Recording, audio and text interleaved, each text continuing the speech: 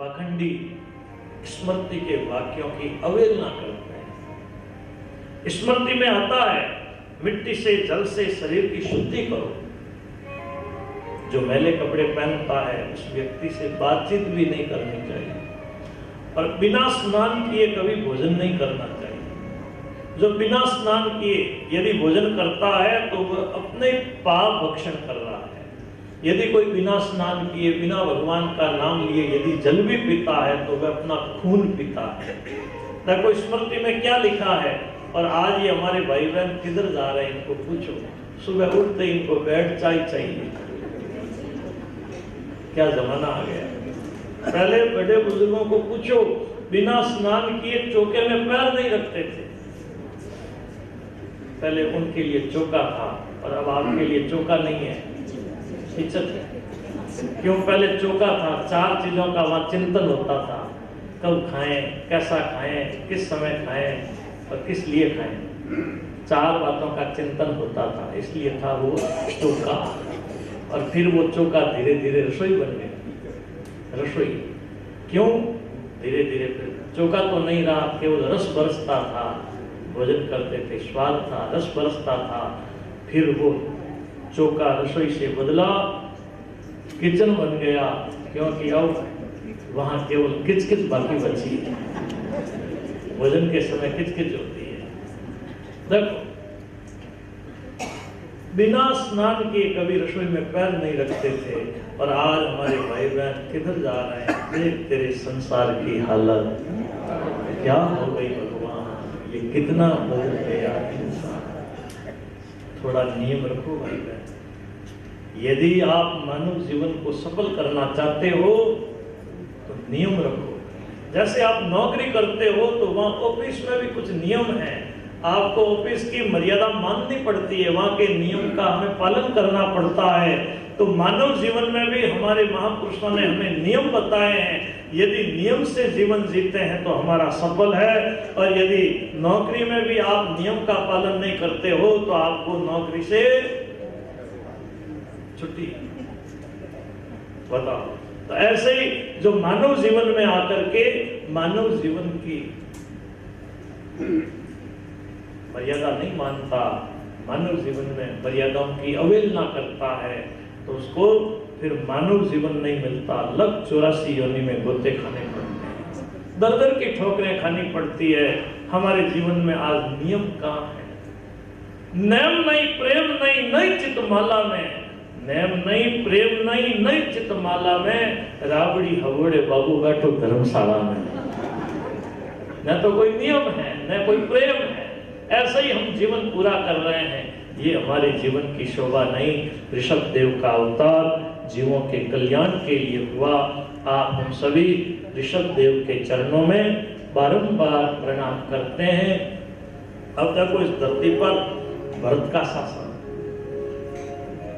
ऋषभ देव के बाद भरत ने इस धरा पर शासन किया। भरत के कारण इस धरा का नाम भारतवर्ष पड़ा। लंबे समय तक महाराज भरत ने इस धरा पर शासन किया। फिर अपने 5 बेटों में सुमति, राष्ट्रव्रत, सुदर्शन, आवरण और धूम्रकेतु, इनको देखो राज सौंपा। सब कुछ छोड़ करके भरत पुले आश्रम, जिसको सालग्राम शिलाओं से अलंकृत गंडकी नदी पावन करती है, वहां जाकर के त्रिकाल स्नान, त्रिकाल संध्या करते हैं। तब से उनका मुखमंडल चमकने लगा। आज सुबह सुबह स्नान करके नदी के किनारे बैठ करके ओंकार का जप कर रहे हैं। संयोग से गर्भिणी हरिणी आई, नदी में जल पीने लगी। एक सिंह ने दहाड़ मारी, हरिणी घबरा गई। सिंह की दहाड़ सुनते ही हरिणी घबराई। एक ही छलांग में उसने नदी को लांघ लिया। इस हलचल में उसका गर्भ नदी के प्रवाह में गिर पड़ा। हरिणी पीड़ा से व्याकुल हुई, पहाड़ की गुफा में जाते ही गिर पड़ी, मर गई। हरिणी का बच्चा नदी के प्रवाह में बहता हुआ भरत जी के पास पहुंचा। भरत जी को दया आई। भरत जी उसको गोद में लेकर के आश्रम में आए। शरणागत का त्याग नहीं करना चाहिए। अब हरिण के बच्चे का पालन पोषण करने लगे। तो धीरे धीरे पूजा पाठ भी छूटते गए। जब पूजा में बैठते थे तो बार बार खड़े होकर के देखते थे हरिण का बच्चा कहीं दूर तो नहीं गया। जब सामने दिखता है तो आशीर्वाद देते हैं, बेटा तेरा कल्याण। जंगल में फल पुष्प समीरा लेने को जाते तो हरिण के बच्चे को साथ लेकर के जाते। कभी उसको गोद में लेते, कभी कंधे पर बैठाते, कभी हृदय से लगाते। बड़ा उनको सुख मिलता था। थोड़े समय के बाद जब वो हरिण का बच्चा बड़ा हुआ, भरत जी के आश्रम से निकल गया, हरिणों के झुंड में जा मिला। भरत जी उसको नहीं देख करके बड़े दुखी हुए। कहाँ गया? शाम हो रही है, कहीं जंगली जानवरों ने उसको मारा तो नहीं? रात हो गई, चंद्रमा भी देखने लगे। हे चंद्रदेव, वो जहां कहीं भी हो अपनी शीतल किरणों से उसको सुख पहुंचाना। आधी रात के समय भरत जी आंखें बंद करके बैठे। उनको तो वो हरिण का बच्चा ही बच्चा दिख रहा है। आधी रात के समय मृत्यु का समय आया। भरत जी हिरण के बच्चे का ध्यान करते करते शरीर त्याग दिया। अंतमति सोगति। अंत समय में जीव की जहां मति अटकी रहती है वहीं जीव की गति होती है। भरत जी को अब हरिण की योनि में जन्म लेना पड़ा। पहले की सब बातें याद है। देखो, पशु की योनि में कोई सुख नहीं। कहां जंगल में तप कर रहा था, कहां एक हरिण के बच्चे में आसक्ति की। आज मुझे देखो हरिण की योनि में जन्म लेना पड़ा। कालंजर पर्वत से हरिणी मां को छोड़कर के गंडकी नदी के किनारे आ गए। भूख लगती है, सूखे पत्ते खा लेते हैं, प्यास लगती है, नदी का जल पी लेते हैं। आज प्रारब्ध कर्म समाप्त हुआ, नदी में अपना आधा शरीर डुबो करके बैठे हैं। हरिण का शरीर छूट गया। अब भरत जी अंगिरा गोत्र के श्रेष्ठ ब्राह्मण कुल में जन्म लेते हैं। 9 भाई और, लेकिन पहले जन्म की सब बातें याद। अब सबके संग से डरते हैं। संसार में जड़ अंध बधिर पागल की तरह घूम रहे हैं। पिताजी ने यज्ञोपवीत संस्कार करवाया, पवित्रता की शिक्षा दी। 4 महीने उनको गायत्री मंत्र रटाया, लेकिन ठीक से उनको गायत्री मंत्र याद नहीं हुआ। भरत जी के हृदय का भाव है, चारों वेद ढंढोर के अंत कहोगे राम, तो 100 लज्जब पहले कहो एते ही में काम। अंत में राम राम ही करना पड़ेगा, तो पहले से ही राम राम करें। पिता का मनोरथ पूर्ण नहीं हुआ। पिता शिक्षा देते देते परलोक सिधार गए। मां शोध को बेटे को सौंप कर सती हो गई। भाइयों ने देखा भरत की पढ़ने लिखने में रुचि नहीं, भरत को पढ़ाना लिखाना बंद कर दिया। अब भरत जी संसार में जड़ अंध बधिर पागल की तरह घूम रहे हैं। कोई कहता है बहरा, कोई कहता है पागल, कोई कहता है मूर्ख। जो जैसा बोलता वे वैसी चेष्टा कर देते हैं। कोई बेगारी में पकड़कर कोई काम में जोत देता है तो भरत जी उनका काम भी कर देते हैं। भोजन में लूका सूखा जो मिलता है प्रसाद मान करके पा लेते हैं। भाइयों ने देखा ये तो लोगों के घरों में जाकर के काम धंधा करता है, अपने ही काम में इसको लगाए। खेत को समतल करने के लिए कहा, सम विषम का कोई ज्ञान नहीं। समतल जमीन पर खड्डे कर दिए, बड़ी बड़ी मेड़ों को तोड़कर समतल कर दिया।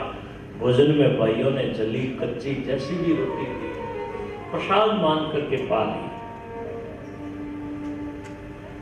एक समय चोरों का एक सरदार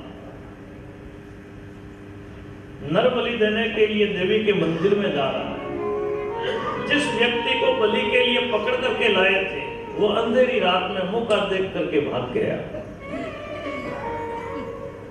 चोर सरदार के सेवक आदमी को खोजने के लिए निकले। भरत जी वीर आसन लगाकर धान के खेत की रखवाली कर रहे हैं। शरीर से मोटे ताजे तो थे ही।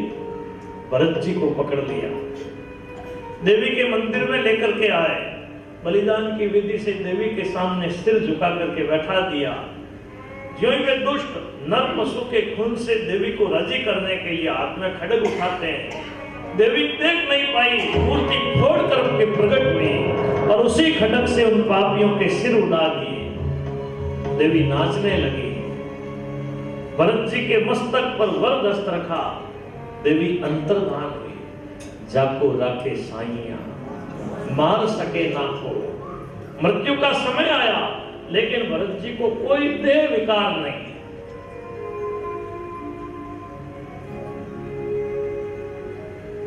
एक समय सिंधु सोविर देश का राजा रघुगण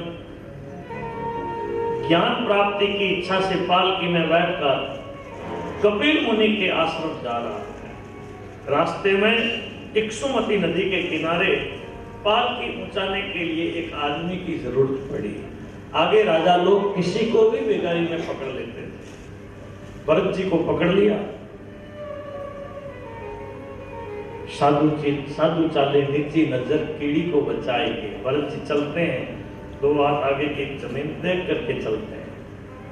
कोई चिंटी इत्यादि दिखती है तो कूदने लगते हैं। राजा को धक्का लगता है। राजा बोले ठीक से पालकी ले चलो ना।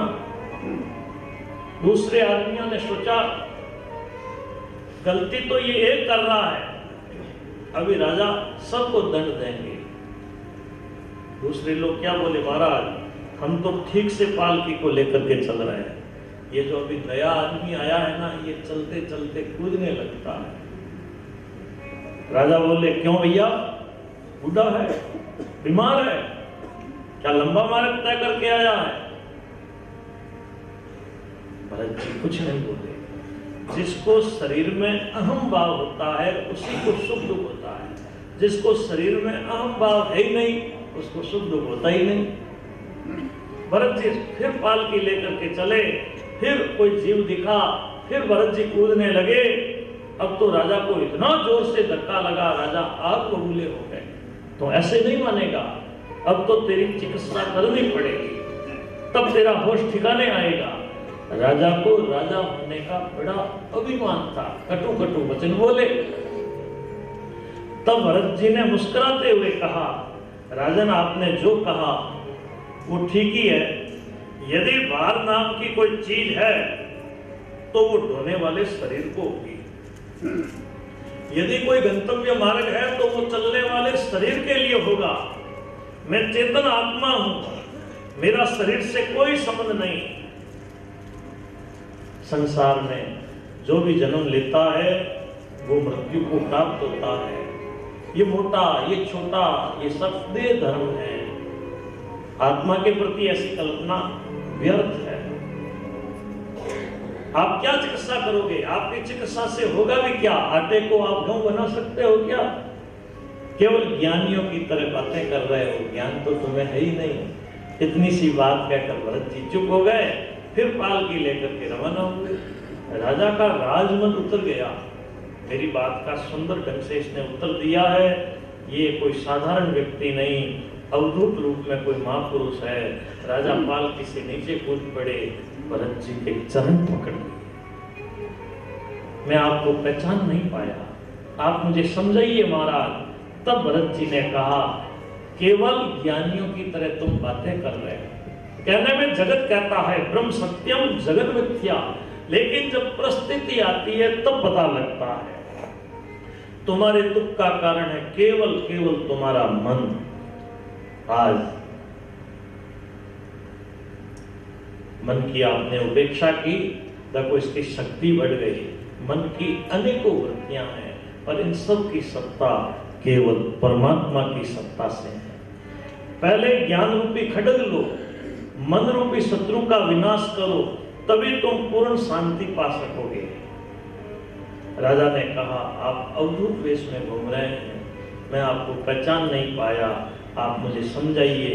जड़ भरत जी ने कहा, ये शरीर पृथ्वी का एक विकार है। चराचर जीवों की उत्पत्ति पृथ्वी से हुई और अंत में सब के सब पृथ्वी में ही लीन होते हैं। पृथ्वी से अलग यदि कोई दूसरा विकार हो तो तुम बताओ। पृथ्वी भी सत्य नहीं, ये अपने उपादान कारण परमाणुओं में लीन हो जाती है। सत्य तो एक परमात्मा है। देखो ये ज्ञान ऐसे नहीं मिलता जब तक संत महात्माओं की सत्संग न मिले। मैं पूर्व जन्म में एक भरत नाम का राजा था, सब कुछ छोड़ करके जंगल में तप कर रहा था। एक हरिण के बच्चे में आसक्ति की तो मुझे हिरण की योनि में जन्म लेना पड़ा। अब मैं सबके संग से डरता हूं, अकेला घूमता हूं। जिज्ञासु को चाहिए ज्ञानी महात्माओं का संग करें, ज्ञान रूपी खड्ग लें, मोह रूपी बंधन को काटें और इस भावाटवी से पार हो जाए। जैसे व्यापारी धन के लिए दुर्गम स्थानों की यात्रा करता है, ऐसे ही ये जीवात्मा विषयों की लालसा से इस भावाटवी में ढकेला गया। यहाँ सुख की इच्छा से प्रवृत्ति मार्ग में पड़कर ये बंधनकारी कर्म करता है। जीवन में सच्चा सुख इसको कहाँ मिलता है? संसार रूपी वन में 6 भयानक डाकू है, मन सहित 5 ज्ञानेंद्रियां। कभी व्यक्ति सुख के लिए दौड़ता है, कभी आजीविका के लिए दौड़ता है, कभी लक्ष्मी प्राप्ति के लिए अनुष्ठान करता है। अनेकों विज्ञान अनुष्ठान भी पूरे होते नहीं। कभी ये परिवार को देखता है तो नया नशा चढ़ जाता है। मेरा घर, मेरा परिवार, तो कहता है मेरा मेरा, इस दुनिया में कोई नहीं तेरा।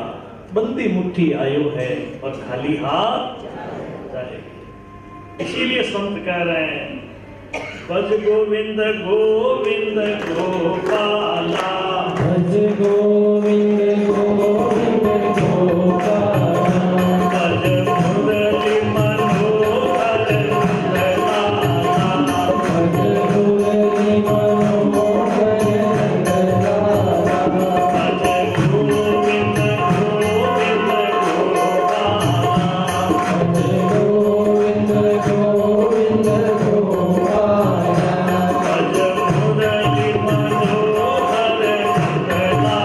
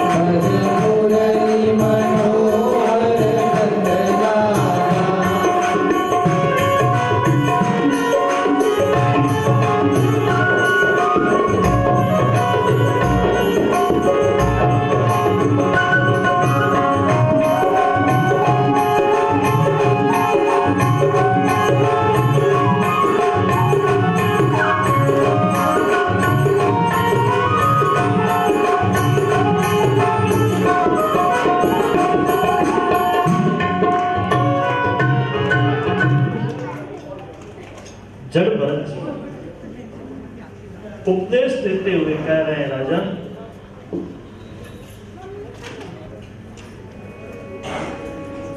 कभी व्यक्ति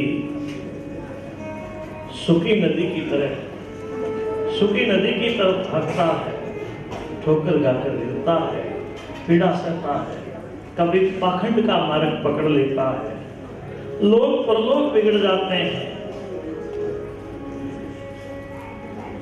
कभी विषयों का सेवन करता है, बीमार होता है, कभी दूसरों को बुरी दृष्टि से देखता है, दंडित होता है।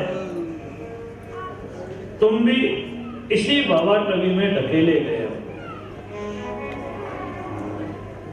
अपने शरीर, मन और वाणी से किसी का भी तिरस्कार मत करो, सबके साथ मित्रता का व्यवहार करो, विषयों से चित्त हटाओ और भगवान की सेवा से तीक्ष्ण ज्ञान रूपी खड्ग लेकर भावाटवी से पार हो जाओ। उपदेश सुनकर के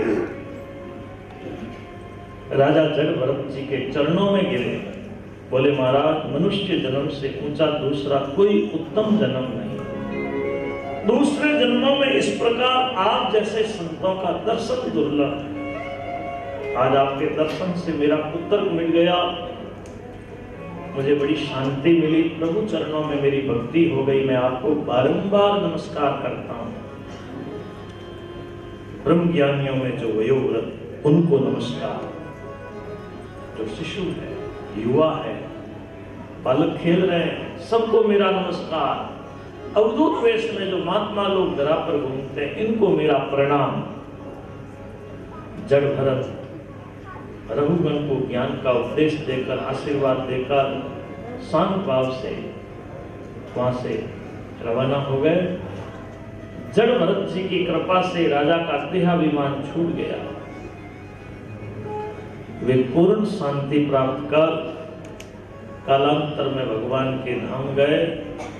हमने जड़ भरत जी का पावन चरित्र सुना है। ये पावन चरित्र आयु बढ़ाता है, धन बढ़ाता है, कीर्ति बढ़ाता है, अंत में जीव को मोक्ष प्रदान करता है। अब आगे के प्रसंग में राजा ने पूछा, सुखदेव जी महाराज भरतवंशीय राजाओं में महाराज गए का महत्व सुना रहे हैं। राजा गए थे, गयंती स्त्री, उनके 3 बेटे हुए। प्रियव्रत ने अपने वंश को कीर्ति से वैसे ही अलंकृत किया जैसे कि वामन भगवान ने देवकुल को अलंकृत किया। अब राजा ने भगवान के स्थूल रूप का यह वर्णन पूछा। सुखदेव जी महाराज जम्बूद्वीप के खंड जिसमें सुमेरु की स्थिति, परिमाण और इलावर्त खंड में भगवान शिव संकर्षण भगवान का स्तवन करते हैं, इस बात का विवेचन करते हुए कहा, भद्रासु आदि 6 खंडों के अलग अलग उपास्य उपासक हैं। किम पुरुष खंड में परम भक्त हनुमान जी राम जी की उपासना करते हैं। वे गंधर्वों के द्वारा वर्णित भगवान की कथा आष्टिक क्षण होने के साथ सुनते हैं, राम नाम का जप करते हैं, नाम संकीर्तन करते हैं। भारतवर्ष में गंधमादन पर्वत पर भगवान नर नारायण लोक कल्याण के लिए तप करते हैं। भारतवासी प्रजा नारद जी के साथ भगवान की पूजा करती है, भगवान का स्तवन करते हैं। सब खंडों में भारत भूमि श्रेष्ठ है। देवता लोग भी भारतवर्ष की महिमा गाते हैं। जम्बूद्वीप के वर्णन के बाद पलक्ष द्वीप, शाल्मली द्वीप, कुश द्वीप, क्रोंस द्वीप, पुष्कर द्वीप, इन द्वीपों का वर्णन आता है। उसके आगे लोकालोक पर्वत का वर्णन है। लोकालोक पर्वत से आगे योगेश्वरों की गति बताई जाती है। अब खगोल का स्वरूप सुनो। भूगोल और खगोल के बीच में अंतरिक्ष संधि स्थान है। अंतरिक्ष में भगवान सूर्य नारायण विराजमान है, जो त्रिलोकी को ताप और प्रकाश देते हैं। सूर्य की मंद, शीघ्र और समगति के कारण वर्ष के 5 भेद हो जाते हैं: संवत्सर, परिवत्सर, इडावत्सर, अनुवत्सर और वत्सर। सूर्य से ऊपर चंद्र, शुक्र आदि ग्रहों के स्थान, उनकी गति से इष्टानिष्ट का फल जाना जाता है। सबके ऊपर है ध्रुव लोक। ये सब प्रकृति पुरुष के संयोग से ऐसे बंधे हुए हैं कि नीचे नहीं गिर सकते। विद्वान लोग शिशुमार के शरीर से नक्षत्र मंडल की कल्पना किया करते हैं। सूर्य के नीचे रव आदि की स्थिति बताई जाती है। अब नीचे के लोगों का वर्णन सुनो, जिनकी संख्या है 7: अतल, वितल, सुतल, तलातल, महातल, रसातल और पाताल। पाताल में बड़े बड़े नाग, जिनके फणों पर बड़ी बड़ी मणियां लगी है, उन मणियों से पाताल लोक में प्रकाश होता है। पाताल के नीचे शेष भगवान की स्थिति है। शुर, असुर, नाग, सिद्ध, गंधर्व सब शेष भगवान के गुणों का वर्णन करते हैं। भगवान का नाम पतित को भी पावन करने वाला है। नारद जी ने ब्रह्मा की सभा में शेष भगवान के गुणों का वर्णन किया। हमने जो स्थान बताए, ये काम्य कर्म करने वाले मनुष्यों को कर्म के अनुसार मिलते हैं। जो आचार भ्रष्ट है, नास्तिक है, उसको नरक में जाना पड़ता है। अब यहाँ सुखदेव जी महाराज राजा को नरकों की बात बता रहे हैं। 28 नरक कहाँ है? पहले आप एड्रेस तो ले लो। ब्रह्मांड के भीतर दक्षिण दिशा में, पाताल के नीचे, गर्भोदक के ऊपर ये नरक बताए। यहाँ पापी पाप कर्म करता है, यमदूत पापी को यमलोक ले जाते हैं। यमराज पापी के किए कर्म के अनुसार उसको नरक की यातना देते हैं। 28 नरक। तामिश्र नरक, जो मनुष्य पराई स्त्री, पराई धन का हरण करता है, वो तामिश्र नरक में जाता है। यमदूत काल पास से बांधकर पापी को इस नरक में गिराते हैं। यहाँ जो जीव आता है उसको भोजन पानी कुछ नहीं मिलता। पापी को यमदूत लाठियों से पीटते हैं, अंधकार में पापी को दौड़ाते हैं। अंधतामिश्र नरक, जो ऐसा बोलता है तो मेरी धर्म की बहन है, तो मेरी शिष्या है, और उसके प्रति बुरी भावना रखता है, वो अंधतामिश्र नरक की यातना भोगता है। इस नरक में पापी बड़ी कड़ी यातनाएं भोगता है। जड़ से कटा हुआ वृक्ष जैसे जमीन पर पड़ा पड़ा सूखता है, वैसे ही इस नरक में पापी त्राई त्राई करता हुआ घोर अंधकार में भटकता है और अपने पाप का फल भोगता है। ररु नरक, जो मनुष्य अहंकार या ममता के वशीभूत होकर दूसरों से द्रोह करता है, दूसरों से द्रोह करता हुआ जो अपने कुटुंब का पोषण करता है, वो ररु नरक में जाता है। इस नरक में भूरिश्रृंग नाम के जीव पापी के मांस को नोच नोच करके खाते हैं, पापी को पीड़ा पहुंचाते हैं। महारोरु, ये रोरु का भेद है। इस नरक में विषमुख वाले हरिण पापी के शरीर के टुकड़े टुकड़े करके खा जाते हैं। कुंभीपाक नरक, जो अपने पेट के लिए जीवित पशु पक्षियों की हत्या करके उसे पकाता है, उस हृदयहीन राक्षस से भी गए बीते पापी को यमदूत खोलती हुई तेल की कढ़ाई में गिरा करके पकाते हैं।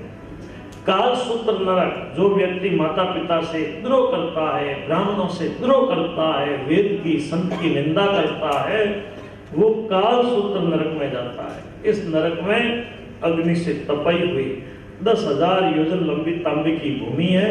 उस पापी को उस भूमि पर दौड़ाया जाता है। भूख प्यास से व्याकुल वो छटपटाता हुआ इधर उधर गिरता पड़ता रहता है। शरीर में जितने रोम हैं उतने ही वर्षों तक उसको यहाँ दुर्गति भोगनी पड़ती है। अशीपत्र बंधन, जो धर्म का मार्ग छोड़ देता है, पाखंड का मार्ग पकड़ लेता है, वो इस नरक में आता है। इस नरक में यमदूत पापी को कोड़ा मार मार करके दौड़ाते हैं। पापी के अंग तीक्ष्ण धार वाले पत्तों से कट कट करके गिर जाते हैं। स्वधर्म के त्याग का फल यहाँ पापी को भोगना पड़ता है।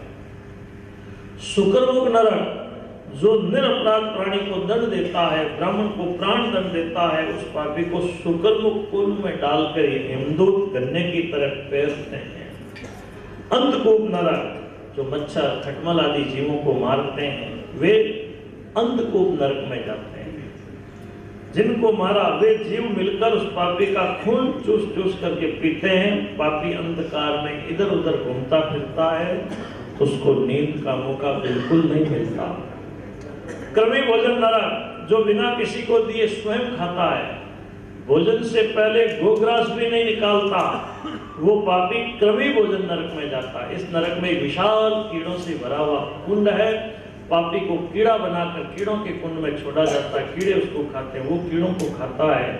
संदंस नरक, जो लोग चोरी से या जबरदस्ती ब्राह्मण का धन अपहरण करते हैं, वे संदंस नरक में जाते हैं। यमदूत जल्दी संडासी से उसकी खाल खींचते हैं। तब सूर्मी नरक, ऐसे पुरुष जो परई स्त्रियों के साथ रहते हैं, ऐसी स्त्रियां जो परई पुरुषों के साथ रहती है, वे तब सूर्मी नरक में जाते हैं। इस नरक में आग से तपाए हुए लोहे के खंभे हैं, उन पापियों को उन खंभों से भिड़ाया जाता है। वज्रकंटक सालमली नरक, जो सब जाति की स्त्रियों के साथ व्यभिचार करता है, वो पापी वज्रकंटक सालमली नरक में जाता है। इस नरक में तीक्ष्ण कांटे वाले सामल के वृक्ष पर पापी को गिराया जाता है। यमदूत पापी को नीचे खींचते हैं। वैतरणी नरक, वैतरणी नदी का नाम है। जो राजपुरुष अच्छे कुल में जन्म पाकर अपनी धर्म मर्यादा को नष्ट करते हैं, उनको यमदूत वैतरणी नरक में ले जाते हैं। इस नरक में वैतरणी नदी है, जिसमें मल मूत्र पीप खून मांस मज्जा ये दुर्गंध वस्तुएं भरी है। पापी उसी में डूबता उछलता हुआ स्वकृत अधर्म का फल भोगता है। जिसने गौ सेवा की है, गौ दान किया है, तो देखिए गाय आकर के उस जीव को अपनी पूंछ पकड़ा करके उसको वैतरणी पार करवा देती है। कई लोग वैतरणी का उद्यापन करते हैं, वैतरणी पूछते हैं, अभिप्राय क्या कि हम नरक में नहीं जाएं, गौ दान करते हैं, गायों की सेवा करते हैं। कई भाई बहन एक छोटी सी चांदी की गाय खरीद करके मंदिर में ले जा करके भेंट करते हैं, बाप जी ये गोदान है। इतनी सी वो चांदी की गाय आपको कोई वैतरणी पार नहीं करवाएगी। किसी गौशाला में गायों को चारा खिलाओगे तो वैतरणी पार होगी। गाय को चारा खिलाना चाहिए, गुड़ दो, गोग्रास दो। पुयो नरक, जो व्यक्ति पवित्रता से हीन हो गया, जिसको लज्जा बिल्कुल नहीं है, जो शुद्राओं से गठबंधन करता है, समागम करता है, उन दुराचारियों को पुयोद नरक में ले जाया जाता है। पुयोद एक खड्डे का नाम, जिसमें विष्ठा मूत्र पीप खून ये बज जाता है। भूख लगने पर पापी को वही वहां खाना पीना पड़ता है। प्राणरोध नरक, जो ब्राह्मण आदि ऊंचे कुल में होकर कुल की मर्यादा नहीं समझते, वे लोग जो घर में कुत्ते पालते हैं, जिन पशु पक्षियों को हाथ से छूना भी नहीं चाहिए, उन पशु पक्षियों को घर में कैद करके रखते हैं, जो शिकार का विशेष शौक रखते हैं, वे प्राण रोध नरक में जाते हैं। इस नरक में यमदूत पापी को लक्ष्य बनाकर बाणों से वैध प्राण रोध के तुल्य व्यथा होती है। इसी कारण इस नरक का नाम प्राण रोध। विषसन नरक, जो पाखंड का यज्ञ करता है, यज्ञ के नाम पर पशुओं की हिंसा करता है, वे विषसन नरक में जाते हैं। इस नरक में यमदूत पापी के शरीर के टुकड़े टुकड़े कर देते हैं। लाला बख्श नरक, जो अपनी धर्म पत्नी का आदर नहीं करता, वो इस नरक की यातना भोगता है। दुर्गंध की नदी में गिराकर पापी को यातना दी जाती है। शार्वयादन नरक, जो चोर या डाकू या राजपुरुष किसी के घर में आग लगा देता है, जो किसी को जहर दे देते हैं, जो व्यापारियों की पूंजी लूटते हैं, उनको शार्वयादन नरक में ले जाया जाता है। इस नरक में 720 तीक्ष्ण दांतों वाले कुत्ते हैं। पापी जब इस नरक में आता है, एक साथ ये कुत्ते टूट पड़ते, पापी का शरीर छिन्न भिन्न कर देते हैं। अविचिमान नाम का नरक, जो मनुष्य गवाही देने में झूठ बोलता है, व्यापार में झूठ बोलता है, दान देते समय झूठ बोलता है, उसको अविचिमान नरक में ले जाया जाता है। इस नरक में 100 योजन ऊंचा एक पर्वत है, पहाड़ी पर पापी को ले जाकर नीचे गिराया जाता है। नीचे पानी दिखता है, लेकिन पानी नहीं, बड़ी बड़ी चट्टानें हैं। नीचे गिरते ही पापी के शरीर के टुकड़े टुकड़े हो जाते हैं, फिर भी प्राण नहीं निकलते। बार बार उसको ऊपर से नीचे गिरा करके यातना दी जाती है। अयोपान नरक, जो ब्राह्मण ब्राह्मणी व्रत रख करके व्रत में प्रमाद करते हैं, ऐसे लोग जो शराब पीते हैं, उनको अयवपान नरक की यातना मिलती है। इस नरक में यमदूत पापी की छाती पर बैठ करके गलाया हुआ गरम गरम लोहा जबरन उसको यहाँ पिलाते हैं। शार कर्दम नरक, जो स्वयं अदम है, ऊंचा बनने की चेष्टा करता है, जिसने ऊंचे कुल में जन्म पाया लेकिन अपने से बड़े लोगों का सम्मान नहीं करता, वो शार कर्दम नरक की यातना भोगता है। एक खार का कुंड जिसमें पापी को डुबाया जाता है, बाहर निकाला जाता है, ऐसे उसको यातना दी जाती है। रक्षोगण भोजन नरक, जो पुरुष जो स्त्री नर बलि से देवताओं की पूजा करते हैं, मांस भक्षण करते हैं, वो रक्षोगण भोजन नरक की यातना भोगते हैं। जिनको मारा वे यहाँ कषाई बनकर तीक्ष्ण छुरों से पापी का शरीर छिन्न भिन्न कर देते हैं। शूलक्रोध नरक, जो नर पशु वन या गांव में निरपराध हरिणों को मारते हैं, खरगोशों को मारते हैं, जो त्रिशूल भाला ऐसे नुकीले शस्त्र हाथ में रखकर शिकार करते हैं, उनको शूलक्रोध नरक में भेजा जाता है। शूलक्रोध नरक में बड़ी बड़ी शूलें हैं, उन पर पापियों को पिरोया जाता है। अब वो शूलों पर पड़ा पड़ा तड़पता है, कंग वटे तीक्ष्ण चोंचों वाले पक्षी आकर पापी के मांस को नोच नोच कर खाते हैं, पापी शूलों पर पड़ा पड़ा तड़पता है।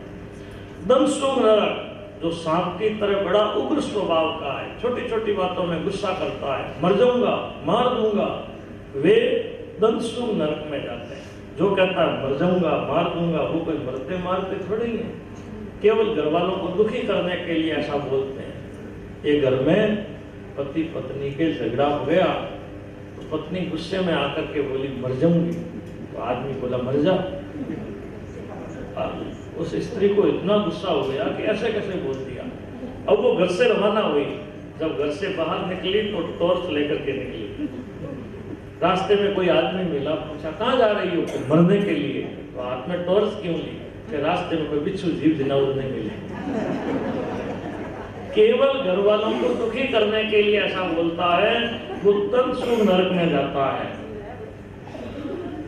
इस नरक में 5-5 7-7 मुख वाले भयानक सांप उस पापी को चूहों की तरह निगलकर उसका प्राण बांटते हैं। अवट निरोधन नरक, जो दूसरे को खड्डे में, धान की कोठी में, गुफा में बंद करके सताता है, वो अवट निरोधन नरक की यातना भोगता है।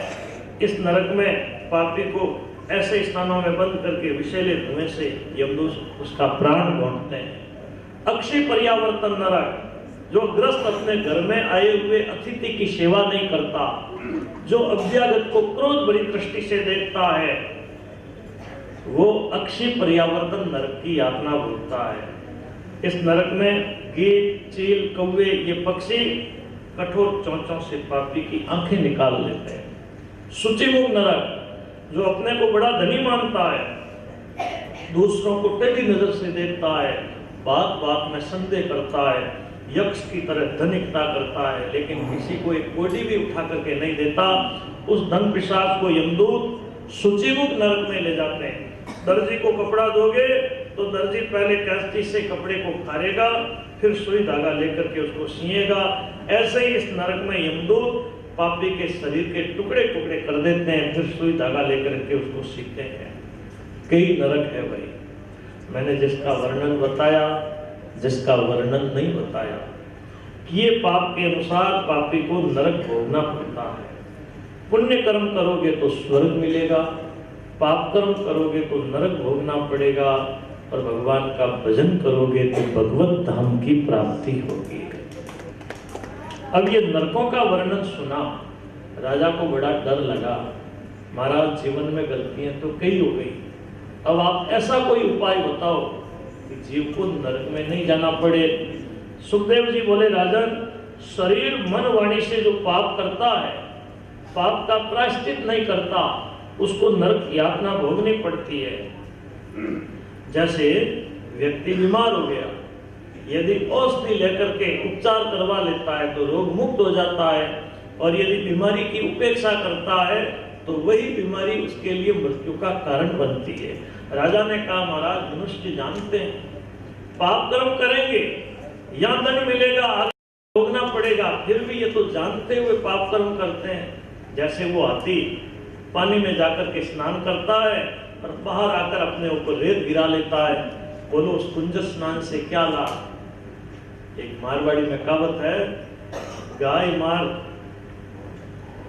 गंगा जी गया, गाय मार गंगा जी गया और पच आइन मारी कुत्ती, अबे नया धोया कहीं हुए बात रही कुत्ती रूती।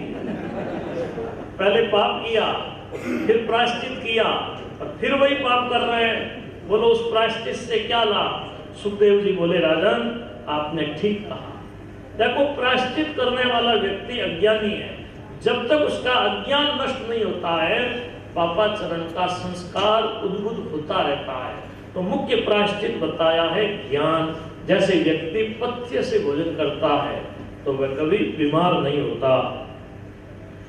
महात्मा लोगों ने सबसे बड़ा प्रायश्चित बताया है कि भगवान के भक्तों का संग करो, भगवान नाम का कीर्तन करो। एक बार परमात्मा में यदि मन लग गया, एक बार भगवान के गुणगान में प्रेम हो गया तो सब पापों का प्रायश्चित हो जाता है। फिर वो कभी स्वप्न में भी यम या यमदूतों को नहीं देखता। एक प्राचीन इतिहास हम सुना रहे हैं, विष्णुदूत और यमदूतों का संवाद है। कानिकुब्ज देश में एक अजामिल नाम का ब्राह्मण रहता था। कुसंग में पड़ गया, दुराचारी हो गया, वेश्या रख ली, चोरी करता है, जुआ खेलता है, निंदित वृत्ति से कुटुंब का पोषण करता है, बड़ा असुचि।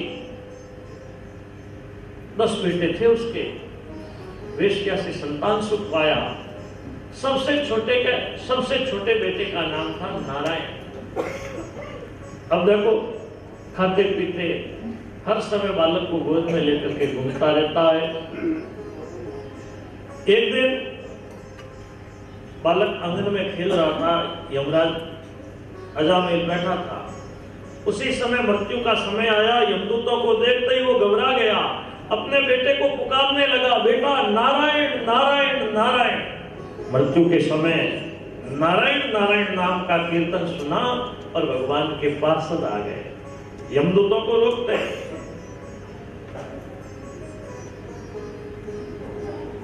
यमदूत बोले इस पापी को ले जाने से हमें क्यों रोक रहे हो? तभी भगवान के पार्षद बोले, बोलो दंड किसको होता है? यमदूत बोले जो शास्त्र की बात नहीं मानता। तेरा देव इसके साक्षी है, सूर्य चंद्रमा अग्नि हवा पृथ्वी दिन रात सुबह शाम की संध्या, इन सब के द्वारा प्राणी का व्रत जाना जाता है। ये ब्राह्मण पहले बड़ा सदाचारी था, सबकी सेवा करता था। एक बार पिता की आज्ञा से जंगल में समीधा लेने को गया। एक कामी पुरुष को एक वेश्या के साथ देखा और इसका मन वेश्या में लग गया। पतिव्रता स्त्री को इसने घर से निकाला, वेश्या से इसने संतान सुख पाया। इसने जीवन में पाप कर्म किए, पाप का इसने कोई प्रायश्चित नहीं किया। अब इसको यमलोक ले जाया जाएगा, जहाँ इसकी शुद्धि होगी। भगवान के पार्षद बोले इसने तो सब पापों का प्रायश्चित कर लिया, कारण कि मरते समय इसने भगवान के 4 अक्षर का नाम लिया, नारायण नारायण नारायण। चोर, शराबी, मित्रद्रोही, ब्रह्मघाती, गोघाती, कैसा भी पापी क्यों न हो, सबके लिए भगवान नाम उच्चारण सबसे बड़ा प्रायश्चित है। देखो दूसरे प्रायश्चितों से वैसी शुद्धि नहीं होती है जैसी भगवान नाम उच्चारण से सिद्ध होती है। तो गिरते समय, पैर फिसलते समय, चोट लगते समय, किसी भी दशा में यदि कोई भगवान नाम लेता है तो वह पाप मुक्त हो जाता है। देखो अग्नि में चाहे आप जान करके हाथ रखो चाहे अनजान में हाथ रखो, अग्नि तो जलाएगी। ऐसे ही आप भगवान का नाम चाहे कैसे भी लो, भाव कुभाव अनक आलस हो, नाम जपत मंगल दिस्तस हो। आगे लोग अपने बेटा बेटी का नाम भगवान के नाम पर रखते थे कि भाई बेटा बेटी भी याद आए तो कम से कम भगवान के नाम का तो उच्चारण हो। अब तो उल्टा जमाना है, कौन अपनी संतान का नाम भगवान के नाम पर रखते हैं? अब तो नाम ही बड़े विचित्र विचित्र आ गए। दूतों यदि आपको संशय है तो जाओ अपने स्वामी धर्मराज से पूछो। अब विष्णु दूतों ने यमदूतों को वहां से भगा दिया। यमदूत निराश होकर यमराज के पास गए। इधर अजामिल थोड़ा स्वस्थ हुआ, भगवान के पार्षदों को कुछ कहना चाहता है, भगवान के पार्षद अंतर्धान हो गए। अब अजामिल को पश्चाताप हुआ, सब कुछ छोड़कर हरिद्वार में गंगा किनारे आया, प्रभु भक्ति में तल्लीन हो गया। शरीर का कोई भान नहीं। आज भगवान के पार्षद विमान लेकर के आए, अजामिल का पंच भौतिक शरीर गंगा में गिर गया, उसको भगवान के पार्षदों का रूप मिला। भगवान के पार्षद अजामिल को विमान में बैठा करके भगवान के धाम ले गए। संतवाणी में आता है, अजामिल गणिका संग राज्यो अरिमुख कर्म आहारा रे, नाम नारायण सुत हेत से पुकारियो, मिल गयो मोक्ष द्वारा रे। एक पापी को लेने के लिए भूलोक में गए, पापी के मुख से नारायण नारायण नाम का उच्चारण हुआ, 4 सिद्ध आए जिन्होंने हमको भगा दिया। तब यमराज बोले, आज तुमने भगवान नाम का प्रत्यक्ष प्रभाव देख लिया, अब आगे से ध्यान रखना, जो भगवान के भक्त हैं उनके पास कभी भूल करके भी मत जाना। मैं धर्महीन प्राणियों को दंड देता हूं, भगवान के भक्तों को दंड देने की सामर्थ्य मुझ में नहीं है। मेरे पास उन पापियों को लाना। यमराज यमदूतों को कान में कह रहे हैं, जो भक्त है उनके पास कभी भूल करके भी मत जाना, जिनकी जिह्वा कभी भगवान का नाम नहीं लेती, जिनका चित्त कभी भगवान का चिंतन नहीं करता, जो कभी भगवान को प्रणाम नहीं करता, जो कभी भगवान को याद नहीं करता, जो कभी भगवान की पूजा नहीं करता, घर छूटे नहीं ढूंढो, भजन बिना वे कठे बतासी मुंडो। ऐसे पापियों को आप दंडों से पीटते पीटते मेरे पास लाना। यमराज दूतों को समझा करके भगवान का ध्यान करते हुए बोले, इन पार्षदों ने, इन दूतों ने आपके पार्षदों का अपमान किया है, मैं क्षमा प्रार्थी हूं। उस दिन से यमदूत भक्तों को दूर से ही देख करके डरते हैं, कभी भी वे भक्तों के पास जाने का साहस नहीं करते। सचमुच भगवान नाम कीर्तन सब पापों का प्रायश्चित है। भगवान के नाम से जैसी आत्मा की शुद्धि होती है, वैसी दूसरे प्रायश्चित से नहीं। देखो, महात्मा अगस्त्य मलयाचल पर्वत पर पूजन के समय ऋषियों के सामने ऐसा इतिहास कहा था, वही हमने आपको सुनाया है। इसीलिए संत कहते हैं, राम राम बोलो भाई, राम राम बोलो, राम राम बोलो भाई, राम राम बोलो। बाकी ओड़ा करम कट जावे मारा भाई राम, कट जावे मारा भाई राम, राम राम बोलो रे। बाकी ओड़ा करम कट जावे मारा भाई राम, कट जावे मारा भाई राम,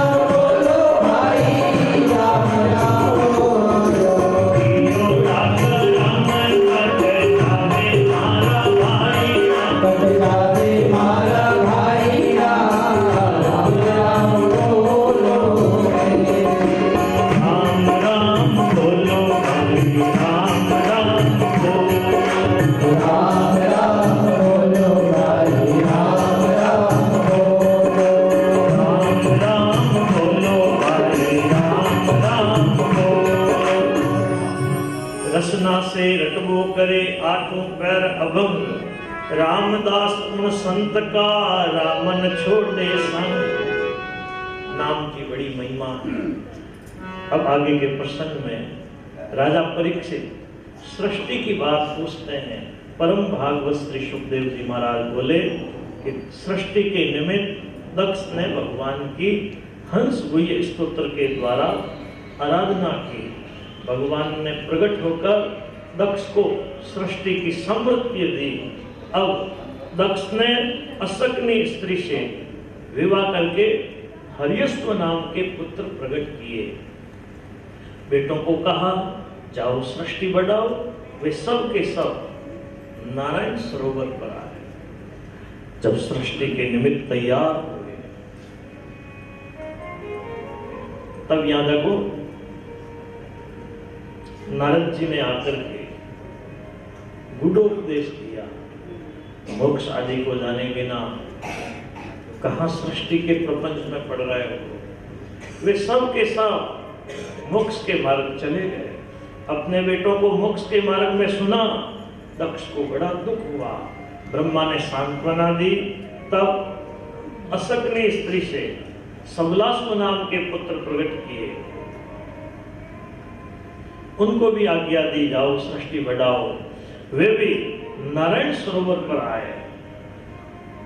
अब यहां देखो नारद जी ने आकर उनको भी उपदेश दिया। वे भी भाइयों की तरह मोक्ष के मार्ग चले गए। इस बार भी अपने बेटों को मोक्ष के मार्ग में सुना। दक्ष को बड़ा गुस्सा आया। एक दिन दक्ष को नारद जी रास्ते में मिल गए। दक्ष ने नारद जी को कहा, मूर्ख, तूने मेरे बेटों को भिक्षुक बनाया है, जा तू भी भिक्षुकों की तरह घूमता फिरेगा। देखो नारद जी ने दक्ष का साफ स्वीकार किया। सहनशीलता का नाम है साधुता। सहन कर ले, उपकार को अपकार को सहन कर ले। बदला लेने की शक्ति रहते हुए भी अपकार को सह ले, वही साधु। अब ब्रह्मा ने सांत्वना दी। तब असकनी स्त्री से दक्ष ने 60 कन्याएं प्रकट की। उनमें से 10 धर्म को, 13 कश्यप को, 27 चंद्रमा को, 2 कन्याएं भूत, अंगिरा और प्रशासक को दक्ष ने दी। सुखदेव जी महाराज दक्ष की 60 कन्याओं का वंश वर्णन सुनाते हुए बोले, अदिति पुत्र त्वष्टा से विश्व रूप का जन्म हुआ। जब देवताओं ने देवगुरु बृहस्पति का त्याग किया, तब देवताओं ने विश्व रूप को अपना गुरु बनाया। तब राजा ने पूछा, महाराज देवताओं ने ऐसी क्या गलती कर दी कि देवगुरु बृहस्पति ने देवताओं का ही परित्याग कर दिया। तब श्री सुखदेव जी बोले, एक दिन इंद्र इंद्राणी के साथ सभा में बैठे थे। बड़ा दरबार लगा हुआ है, गाना बजाना हो रहा था, मौका मिला नहीं। गुरुजी वहां आए, दरवाजे पर आकर के खड़े हो गए। इंद्र ने खड़ा हुआ ने गुरुजी को प्रणाम किया, नाच गान में मगन रहा। गुरुजी ने सोचा इंद्र को अभिमान हो गया। गुरुजी कुटिया पर चले गए, गाना बजाना पूरा हुआ।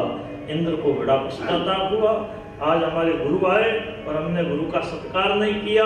अभी जाकर गुरुजी से क्षमा मांग लेते हैं। अब इंद्र देवताओं के साथ गुरुजी की कुटिया पर आए तो गुरुजी योग शक्ति से अंतर्धान हो गए। अब गुरुजी को नहीं देखा, इंद्र को बड़ा पश्चाताप हुआ।